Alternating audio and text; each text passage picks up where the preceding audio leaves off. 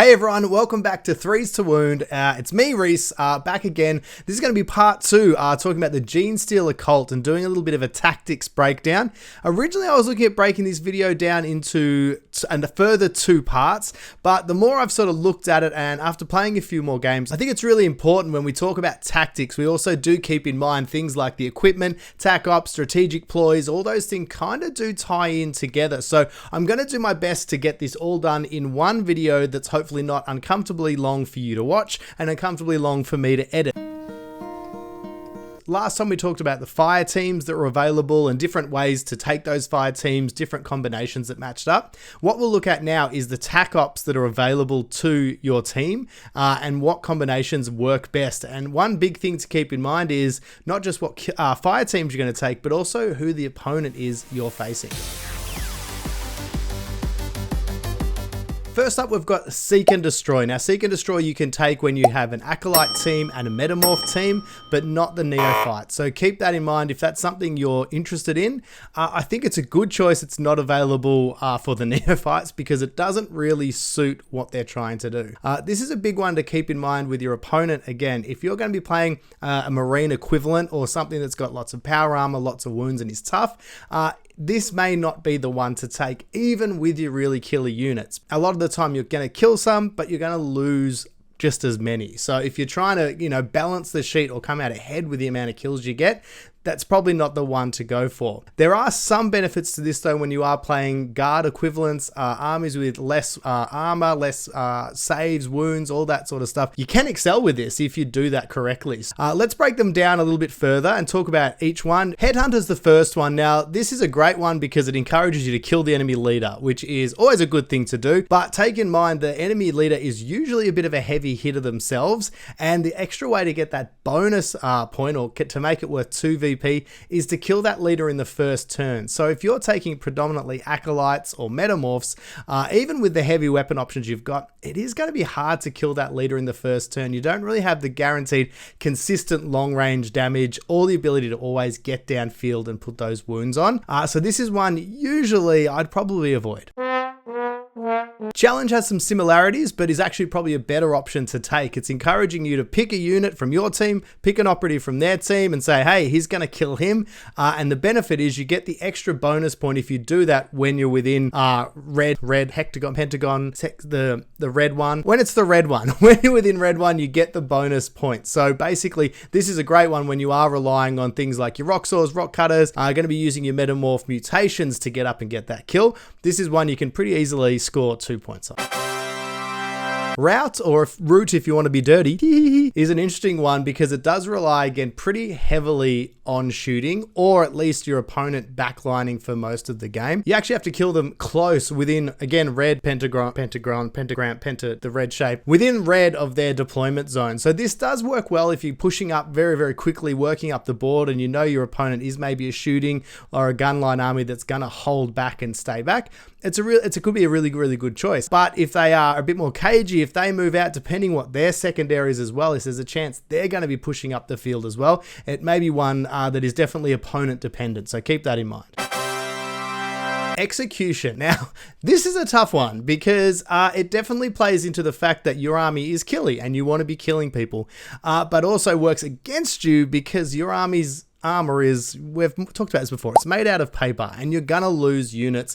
Often you'll use your heavy hitter to trade for a heavy hitter or one unit to maybe get 2 units in close combat before they get put down. So again, this is one I would probably steer clear of unless you are super confident it's something maybe like Guardsman and you are really confident about your abilities to hide in the shadows, use cover to your advantage to get up close and get some easy kills. Deadly Marksman, again, one that doesn't really make sense if your army is going to be leaning heavily into acolytes and metamorphs because it's about shooting and it's about using shooting attacks to take out enemies, and that's how you get the bonus points as well, by having a marksman getting kills in subsequent turns. This means if you are taking maybe acolytes and metamorphs with neophytes, your neophyte shooting is going to have to do the business. I'm not saying it's impossible for a heavy mining laser to become your marksman and have some success. That's definitely possible, but I don't think it's really leaning into the strengths of your army. If you are always relying on shooting with your neophytes, you may be setting yourself up for the wrong strategy. The last one here is Rob and Ransack. So again, another really cool one that encourages you to get up, kill opponents in close combat and take advantage, which Genestealer Colt can do really, really well. Probably the harder part of the second part of this objective is once you get up there to score the second victory point, the second possible victory point on this one, you do actually have to stay alive for the rest of the battle. And that's not our strong point. As we know, we can get up there, we can do some damage. Can we stay alive for the whole game? Probably not. The next TAC-op section we're talking about is security. Now, security is unlocked by taking a neophyte fire team. And the first one we'll take a look at is Seize Ground. So Seize Ground's an interesting one. Gets you to choose a heavy terrain feature, which is, I believe it's square. It's square. That it's square. That's square.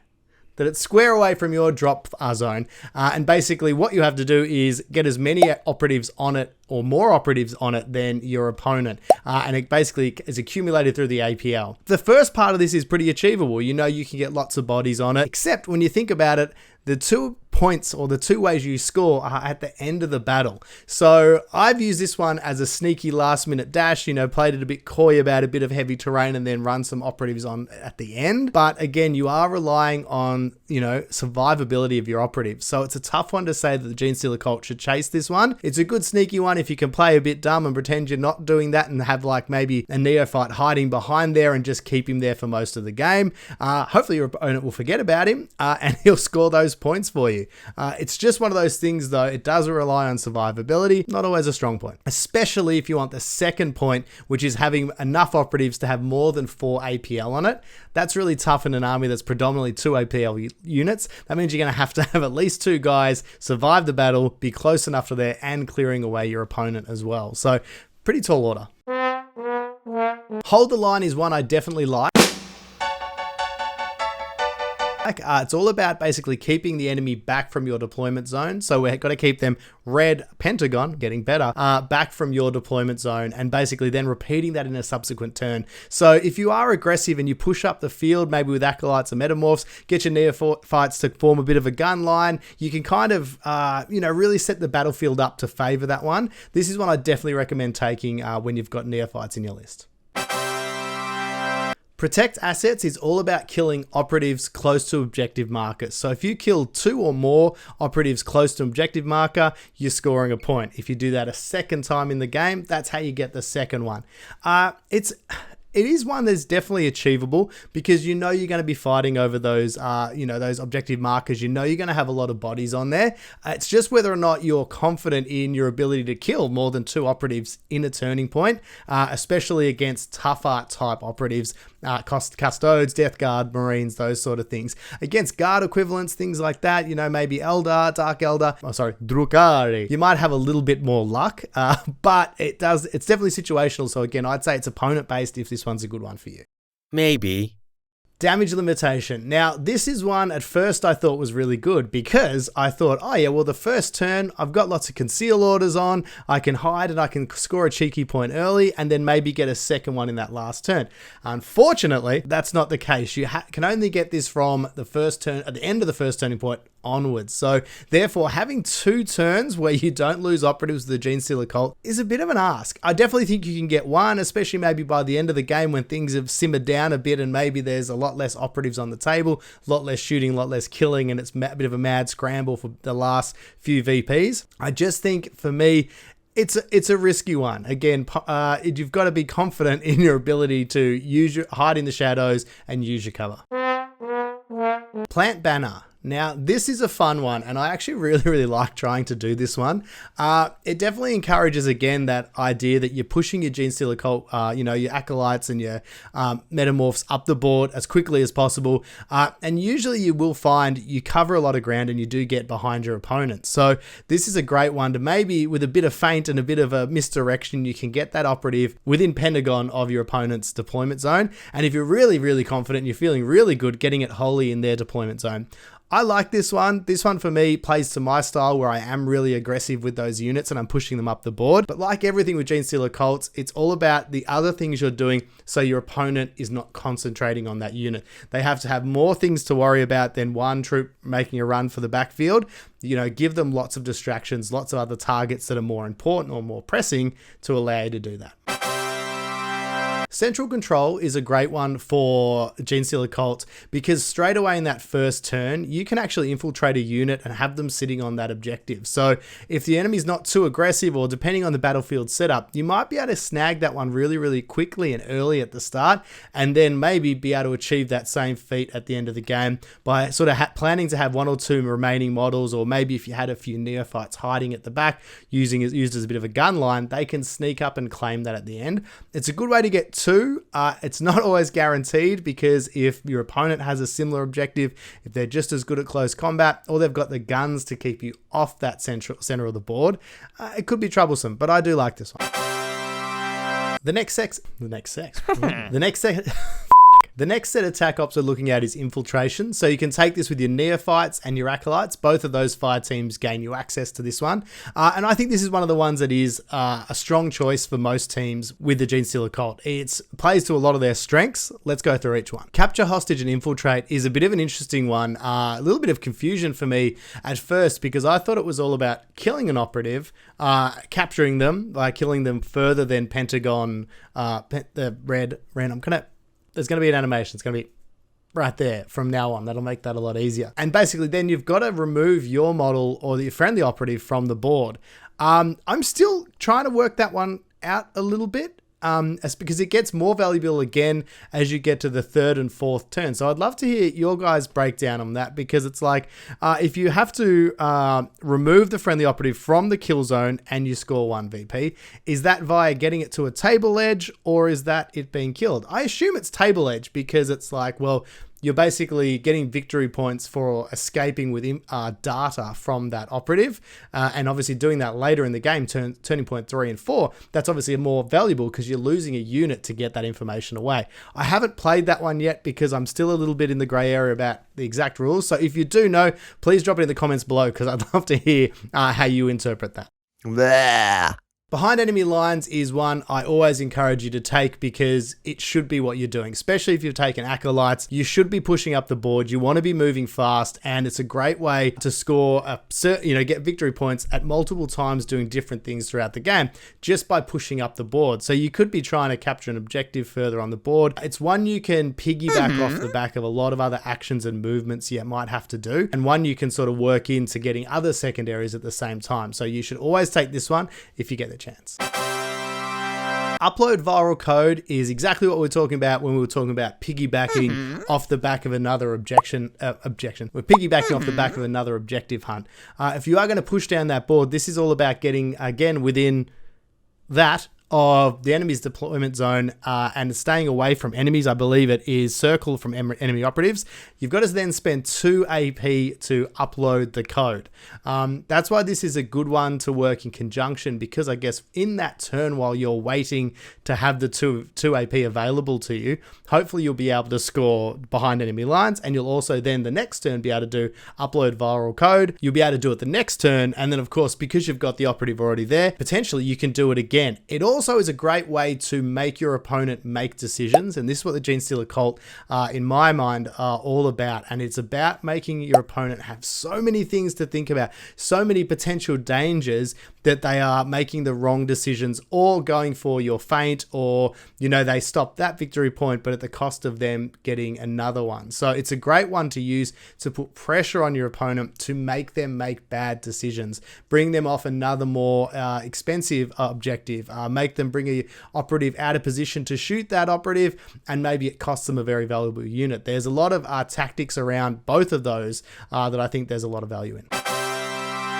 Implant is a really good one because you're going to be in close combat. Although you do have the drawback of missing one of your strikes, you lose that to gain the victory point. It's really, really worth it because it's a victory point. So especially if you are versing units that you're clearly stronger than in close combat, it's a really, really easy one to get because you're willing to take 3 damage as the hit back. Against more expensive units or more elite teams, it can hurt a little bit more, but geez, if you get 2 victory points out of this one, I think you can definitely make it work. Sabotage is a good one because I think you can nearly always guarantee you can get one of these pieces of heavy terrain. It does depend on the setup, so obviously this is something to keep an eye on before the game starts if this is for you. You'll obviously have the chance to see the board and get a good feel for at least is this going to be a viable tactic? The thing that makes it harder is doing it the second time, and it has to be on a piece of terrain that is not the same one. So you can't keep blowing the same thing up, and it does still cost you 2 APL. So again, Genestealer Colt, you're a 2 APL team. That is that unit's whole turn. Again, another good one though to piggyback with behind enemy lines and upload viral code. Piggybacking those three, working those three together somehow, can mean you can get huge points in a number of turns with 2 or 3 or 4 operatives, depending how clever you are with your misdirection, with how clever you are at getting those units into position and keeping them safe. Maybe. Interloper is another great one when we're talking about running the length of the field. It's like, the NFL, which I'm sure we're all fans of, right? Here in Australia, it's huge. All about running the field. It's all about getting downfield, getting that off the opposite edge of the board. Don't forget, when you get there, it does cost an APL to escape or interlope, whatever. To get off the board, it takes 1 APL. So make sure you haven't done a run and a dash to get there and think you're safe in the open, and then you get karate chopped by a Space Marine. Not a good way to be. But this is a great one. It's 2 victory points just for doing that. So again, there's other objectives you can tie this one in with, and that's why I think Infiltration is probably one of the best for Genestealer Colts. I think it works against a lot of teams. Really encourages you to play the style or play the game the way it should. I mean, it's Infiltration. If that doesn't scream Genestealer Colts, I don't know what does. The final one of the TAC Ops choices is Recon, and our Recon is another really good one that's unlocked with having a neophyte fire team, and it's probably the other one. This and Infiltration, I think, are the 2 you should really concentrate on.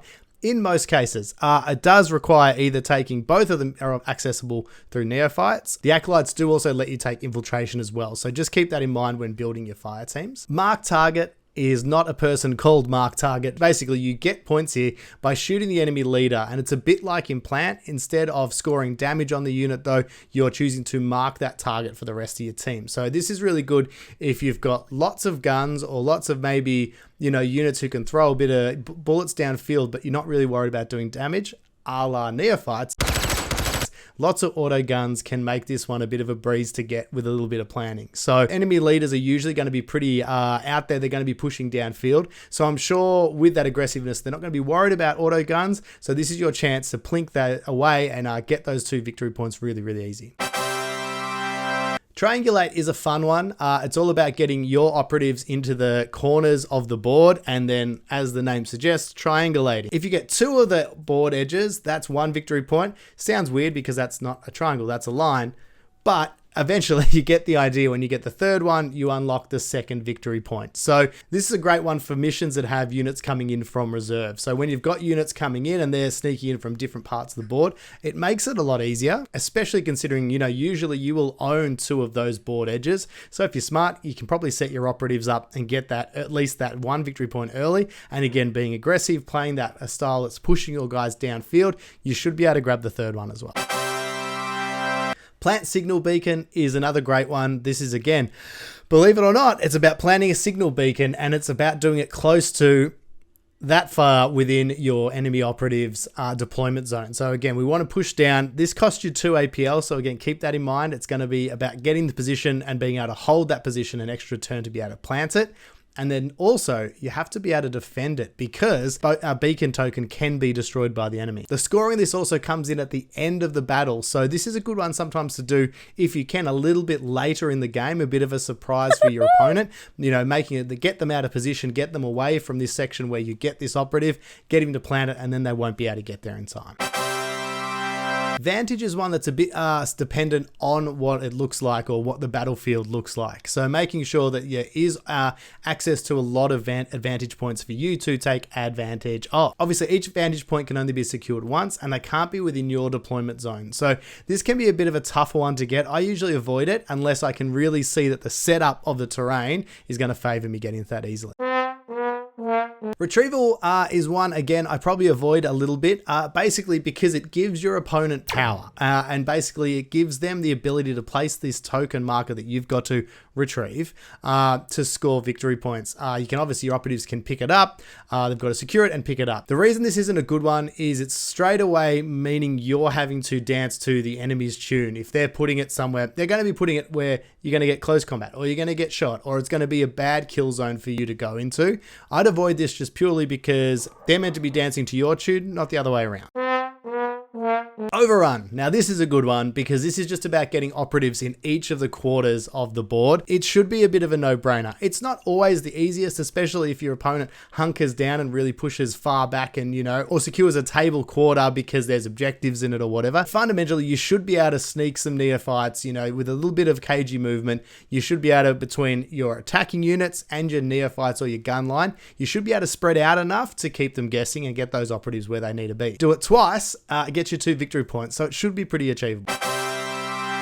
My philosophy with the Genestealer Colts is simple, and it is to be aggressive. Biggest feedback or the biggest compliment I got from an opponent once was, you're at your most scariest and dangerous when you're aggressive. Whenever I try to play defensive or even too cagey with them, that fear factor and that dangerousness of what they can do is lost. Your opponent feels a bit safer. It's all about overwhelming them with the number of operatives you've got, but also the numbers of dangers. So maximizing the dangers, making them worried about what your units are doing instead of what their units should be doing. So think of ways to set up multiple traps or multiple baits. It's a bit like a game of chess when you play Genestealer Cult. They're a lot more cerebral than some of the other armies. You see Space Marines, that you know what they're going to do. They can survive things. Genestealer Cult punishes you when you make mistakes.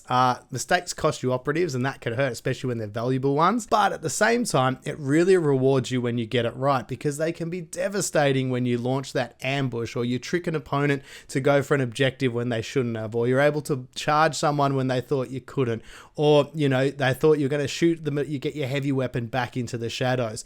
It's those tricks and taking advantage and not wasting your command points. The big thing, the new addition, is your command points should very rarely be used for rerolls. I think especially with this team, your command points need to be spent on your strategic ploys and on your tactical ploys, because they're what makes your team unique. Yes, on a very crucial role, there will definitely be times you'll want the ability to kill someone or the ability to save, but when your saves are 5+, that's not really something you want to always gamble with unless it's going to get you a victory point. Tying in with that is the strategic ploys, and Genestealer Colts have 2 main ones. At the moment, we hope, at the time of filming, we hope in the future we're going to get a few more options with Genestealer Colt. We have heard rumors that in December there's some new Genestealer Colt stuff coming. Hopefully it ties in with our kill team as well. Colt Ambush is the first one, and this really only applies to that first turning point because it only applies to the first turning point, but it does let you change those orders for all your operatives as you activate them. So it's a good way if you've made a mistake with setting up, if you've accidentally put a unit in line of sight that you didn't expect. It's a great way to fix early mistakes or take advantage of any early opportunities should they arise. I don't find it popping up too much. Again, unless I've made some mistakes in my deployment and I can see them before the game starts, I don't always use this. A lot of the time, usually with Genestealer Colts, I'm wanting to stay concealed and I'm wanting to sneak around and set myself up for turning point 2, 3, and 4. It's all about getting that set up right. This is a great way to make sure you did. It's an eraser, basically. It can fix your mistake. Maybe. Now, lurk in the shadows is where the money's at. This is a great one because it increases your survivability. Being able to add an additional automatic save or passing an automatic save for your operatives is great when they're in cover, or being able to turn that automatically retained one into a critical, so basically doubling it up, is huge. And especially when you're going to be coming up against some very shooty teams. There's teams taking advantage of vantage points, which can cancel out all your hard work of positioning sometimes and really wreck your plans. So being able to have that increased survivability and that increase to your armor save, for me, is a no-brainer. Now we're moving on to the tactical ploys, and the first one is Underground. This is one of my favorite ones to use at the start of the game, and I personally find this one a bit more valuable than using Colt Ambush, because this lets you get an operative anywhere on the battlefield within reason. They must be within triangle of a piece of heavy terrain and that far away from the enemy operative. This is a great way to get yourself a bit of a victory point lead early, or at least get a score on the board, which puts a little bit of scoreboard pressure on your opponent, might make them act a bit rashly. It can also be a great way to lure them out early, make them, again, as we talked about earlier, making them think and make mistakes early, using him even as a little bit of a distraction while you set up other plans. So it can be a bit of a sacrificial lamb, score your point and die, can just be a distraction. Hey, look over here, distraction can't effects, but it's a tiny, acolyte. They're not actually that dangerous. Or get even that first turn charge as well if your opponent's not careful. Into the Shadows is my other favorite one, and I love to use this with things like mining lasers. A lot of other teams have things like Silent, where they can, shoot from the from vantage points and then just stay in cover. This is basically your way to do that. So having a mining laser activate, hit someone really hard, and then be able to get back into cover is absolutely priceless. So if you're taking that mining laser, you've got those heavy weapons, for me, this is really a great one to take. Crossfire is the first of the tactical ploys that I find a little bit meh. It's okay. It's situational. The best way I've seen it used so far is with your basic neophytes who have a group activation of 2, using 2 of them in conjunction, maybe to hit a unit that's a bit tougher. It's a good way to maybe guarantee taking a little bit more damage off them. But apart from that, I haven't found a whole bunch of use for it. Because your army's not hugely into shooting, the guns you're shooting, that one reroll, meh. You can use it in conjunction with heavy weapons or special weapons, so maybe a mining laser, and then maybe you didn't kill that unit you must kill, and then maybe you get grenade launcher or your flamer, or some combination with those heavy weapons. Having a reroll is great. Is it worth a CP? Yeah, it depends on the situation, but not normally. Lying in wait is one that I was a bit sketchy on at first. It took me a little while to get my head around exactly what it was doing. The best benefit I found is to help you avoid armies that are going to get lots of overwatch against you. Being able to activate 2 operatives in a row who are both concealed and within blue square of each other is, again, situational depending on your placement, but early game it can be a great way. If you've got 10 units or if you've got 14 units and your opponent's only got 5, this is a great way to minimize their opportunities to shoot you. It gives you a couple less activations. It's okay. Maybe. So you get 10 equipment points to spend across your team, and there's some really good equipment options and some that are okay and some that are not. The first 2 are explosive. So we've got blasting charges and demolition charges. Blasting charges are effectively your frag grenade are effectively your frag grenade equivalent. So good for getting guys out of cover. You've obviously got indirect on that. It's not a bad option. Doesn't hurt to have that on a lot of your operatives, especially when you are pushing up the board. Demo charges are great. They do a whole bunch of damage, but don't forget they are unwieldy. So you've got to make sure that your placement is correct to use them at their best effect. Heavy weapon bipod is a no-brainer. 2 equipment points. If you're taking a heavy weapon, take this. Basically, it's you re-roll one of your attack dice if you haven't moved. And realistically, most of the time with those heavy weapons, you're getting them onto a vantage point and you're going to hold your ground there. So this is definitely worth it.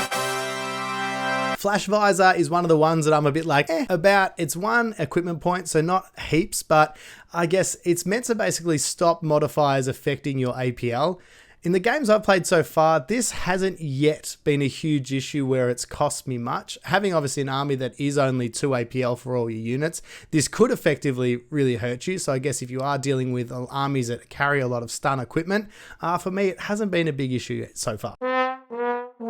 Mining tool rig. Yes. 3 equipment points, so it's one of the most expensive options, but if you're taking rock weapons or mining equipment weapons, take it. It's that simple. Giving you those weapons relentless is going to make your day so much more fun and your enemies so much worse. So please chuck them on. Lastly is Structural Surveyor. It's 3 equipment points, so it comes in as one of your other heavy options. There's a lot of rules around this. I definitely see the benefits, removing obscuring, meaning that you can't retain any save dice against it because of cover. It's potentially monstratively powerful. I haven't been able to line up. That may be my tactical ineptness. It might be my inability to use it correctly. But at 3 equipment points, you want it to do it regularly. You want it to be effective all the time. And when you've got things like the mining rig and you've got things like the heavy weapon bipod, those things, you plug them on and they make things instantly better. You already have a lot of a mental load with the Genestealer Colt and just the tactics you're already doing. For me, I find this one a bit too situational to use consistently to really hurt my opponent. So I usually stick with other things, those other ones I just mentioned, and then fill the rest out with, demolition and blasting charge.